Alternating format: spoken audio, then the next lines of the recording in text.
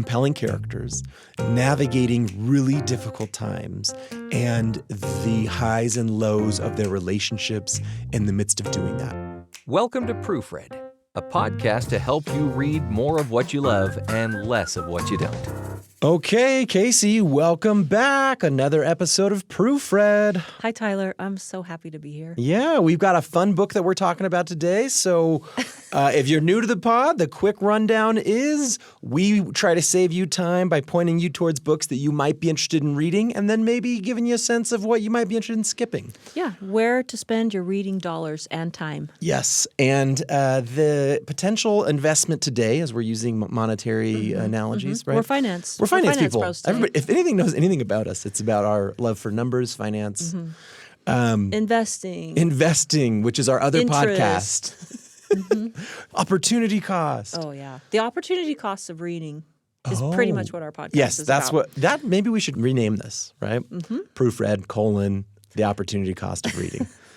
Okay, well, today the book that we're doing is one that a lot of people may not have heard about because it is currently a major motion picture. Major motion picture. Everyone's talking about it. It's Which winning do we awards. use major motion picture outside of book covers? It feels like that's a reading, like a signal that you're a reader, or you at least look at books on shelves, because that feels like the only time we use major motion picture. Yeah, when it's in a blurb or something. Yeah, exactly. With a little sticker on the now a major motion picture. Yeah, well, starring it Ryan is. Gosling. It is now.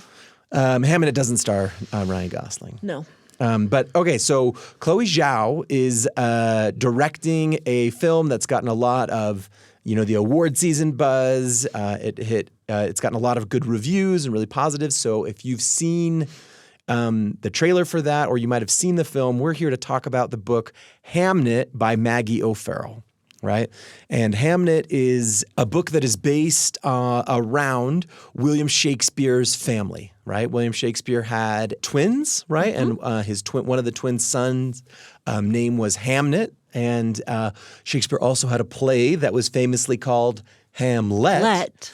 And then as everyone's reading it, they're like, we think it's the same thing. Yeah, I guess it's the same name. I guess that's it's what the it same said name. in the book. This is just the same name. And it's like, oh, Okay. I guess. I mean, yeah. there's two different letters, but okay. Yeah. I'm going to whatever. trust you, Shakespeare scholar, person, man. Sure. So Maggie O'Farrell is an Irish writer. This book won some prizes.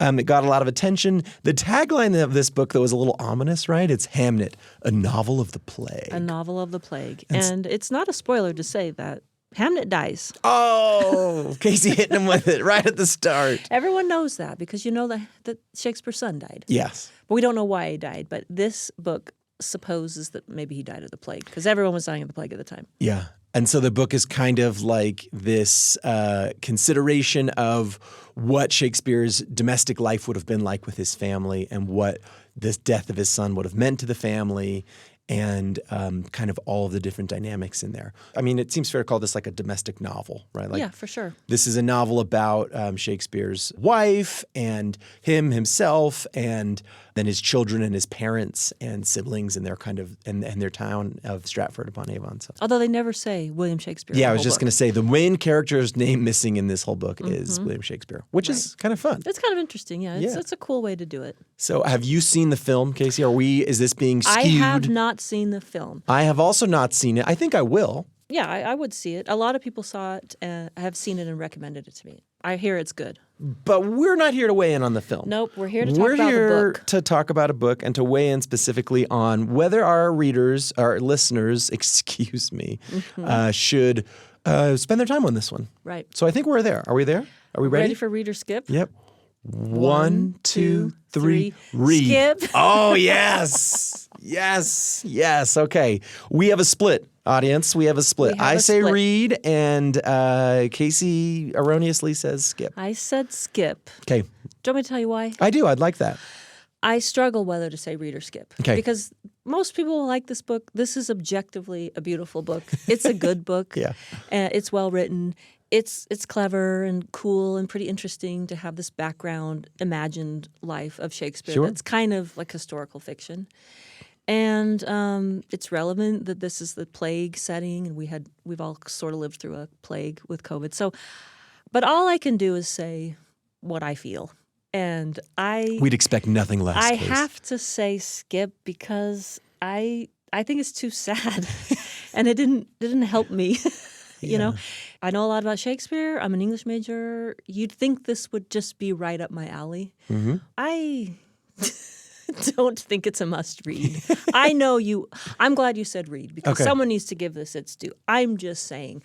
It made me sad. It reminded me of like a person who died during COVID and the funeral. And I was like, and it didn't rescue it or enlighten me in any way. It was just like, yeah, that was horrible. And having a son who died would be horrible. And Shakespeare was an absent father and was gone a lot. That's horrible. Giving birth to twins seems really hard and awful.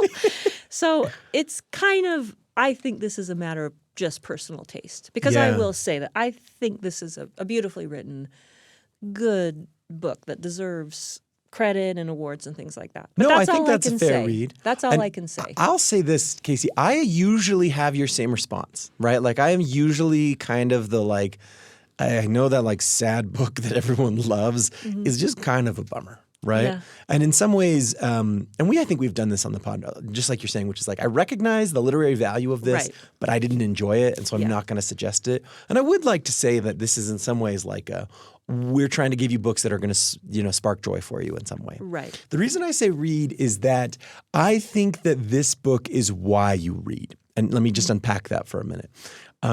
This book is just like the language is so rich. And I'm not going to say that like rich language will redeem anything. Case in point, 100 Years of Solitude. Right. Beautifully written. I don't think you should read the book. Not for me. Right? Yeah. Like, exactly. Like content's too heavy. But for some reason, reading this book for me, I felt like I was just getting really caught up in the description, and I was really caught up in the scene and the kind of stakes and the world. It just there was so much texture in what's going on, right?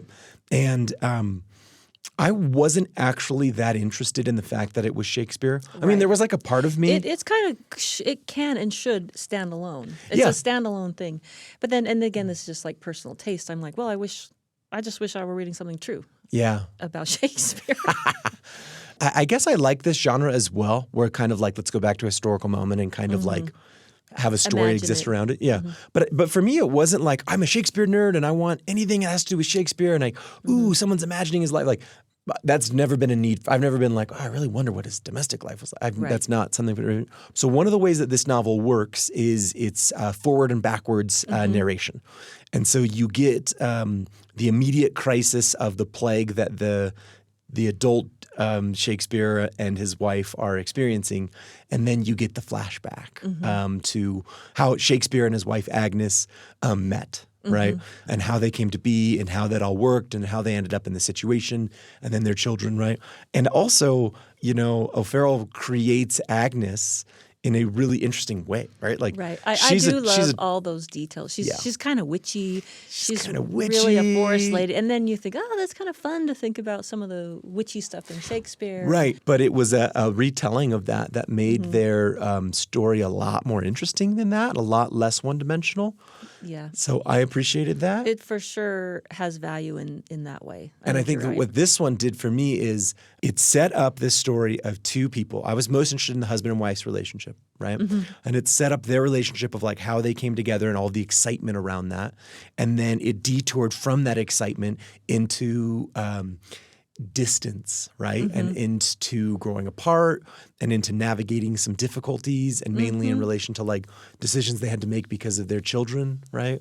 One of their children was not well, and so it kind of created a damper on some of their problems that created then distance in their marriage.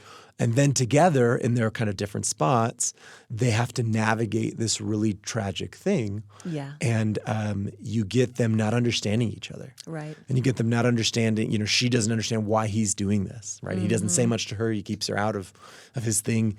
And then in the end, it's kind of this like coming around moment together where they have to both see if they can understand. Yeah. And the fact that she nestles that kind of a story of like two parents dealing with grief into the most influential writer in English in the English language. That we do know. I mean, it's masterfully done. It is impressive. I'm impressed with Maggie O'Farrell. We had a book earlier on this season. We did Project Hail Mary. And that one was like, I think this is a fine book. My reason maybe to like be cool on whether you need to read it or not is I think this will translate totally over to the film, right? Like I feel like in some ways I was reading the screenplay, okay? This book I actually think you should read even if the film is good, and even if the film kind of like does the story. But it's mostly because the narration, the vividness, the rich language, the character development, the sense of you're coming to rooting for Agnes, right? And rooting for the way that the children handle each different thing, right?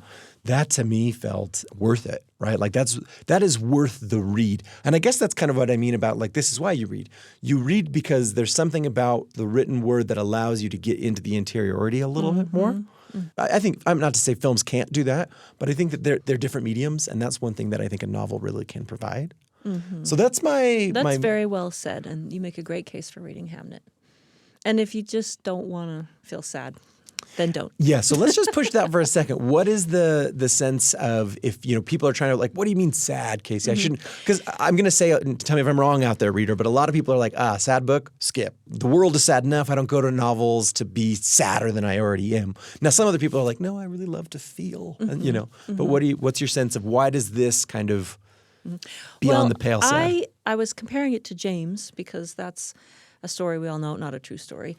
And James is a lot more fun than this book. It's talking about a sad thing. It's about slavery. But for some reason, I really think it's just personal, honestly, just personal taste. This just was themes I've thought about before, and it didn't rescue anything for me, or it wasn't therapeutic or anything like that. I just was like, ugh, that's a bummer. And it's just a mood. It's just a mood. Yeah. So I don't really know what I can say about that. But when I read James, it made me like think about things in a new way. It was sad, and it like taught me a new perspective. And it's just like, oh yeah, a sad wife that has to do all the work and then her kids die. Not that I relate to that. But it was just, I don't know. Yeah.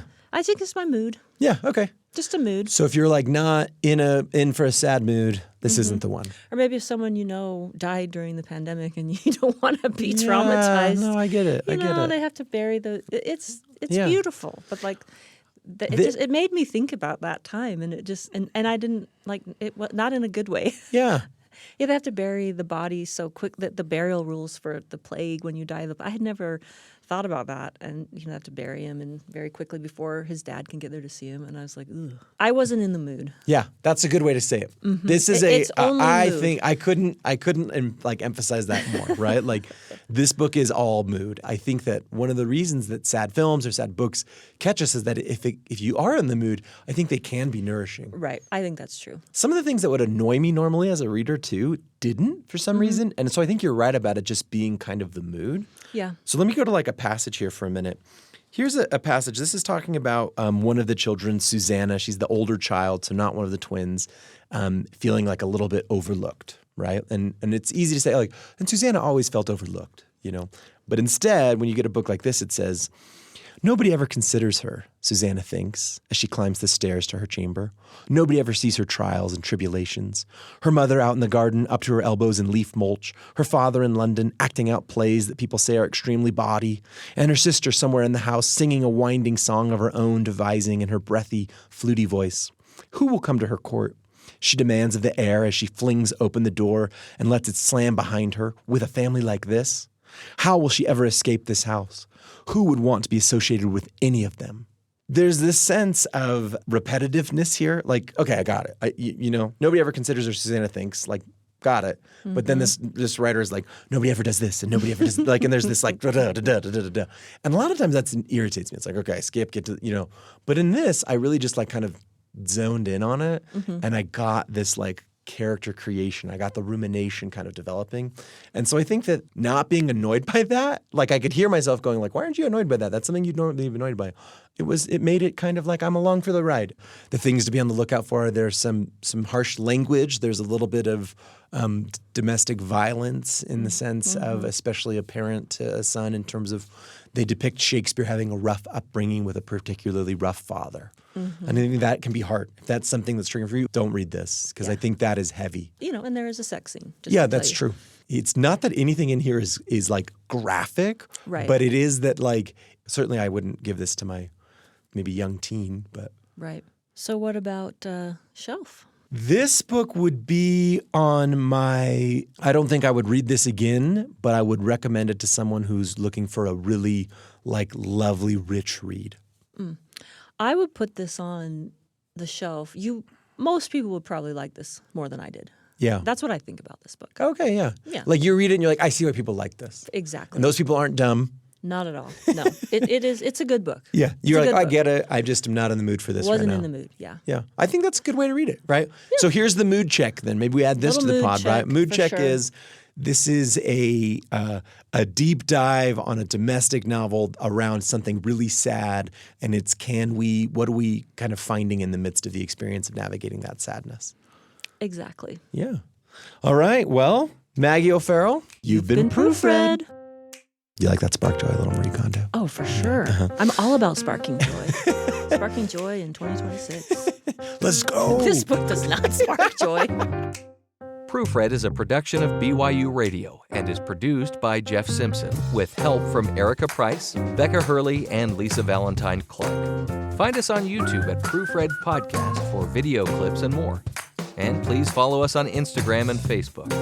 Thanks for spending your time with us today, and happy reading.